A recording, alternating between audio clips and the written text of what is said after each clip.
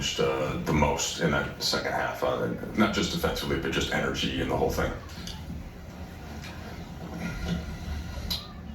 There was nothing we changed schematically. I implored our team to talk more and play harder. And I thought we did that. There were stretches, don't get me wrong, there were stretches in the first half where we played hard and they made shots and all that. But, we talk about this all the time. The NBA is it's very different than it was 5 years ago. It's much different than it was 10 years ago.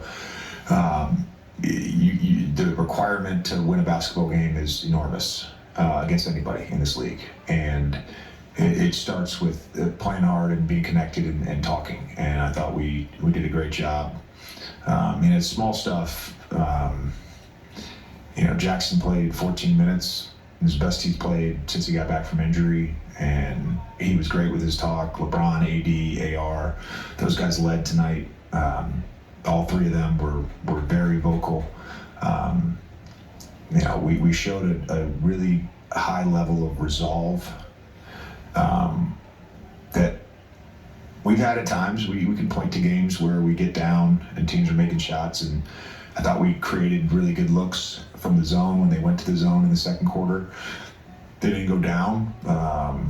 We trusted the process, and we made shots in the second half, but it was really our defense that allowed us to get back into the game and ultimately win.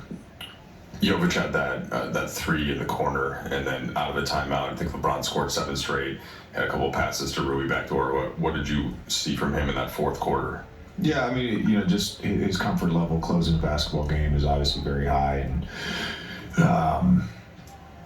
they ended up going man finally. After that first bucket against the zone, they finally got out of the zone and they went man, and we got to his spots.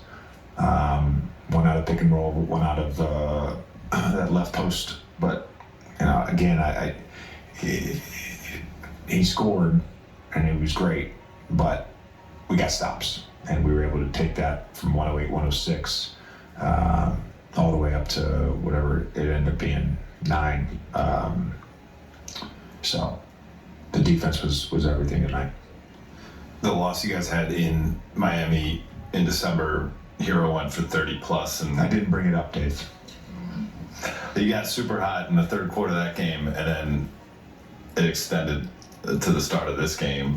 Just him as a player. Can you speak on the challenge that he presents, and then what was lacking, and how were you able to turn that nozzle off in the second half? Yeah.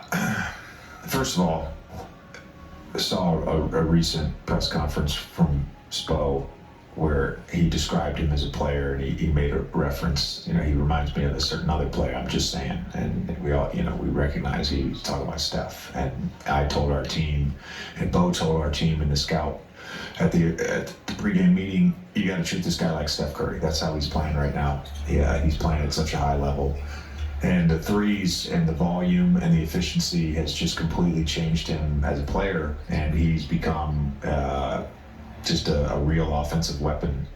And that first half, he hit 2 threes in transition. So, we didn't do a great job on one of them of getting matched up. And he's got 4-point line range and bangs one there. He made some shots in the second half. There was a step back 3 from the left slot.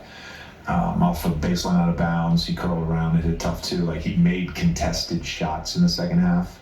But I think our physicality, there was a few plays where off ball, we just got into him and denied him on a top block. And, just not having him then involved in the play helps our defense.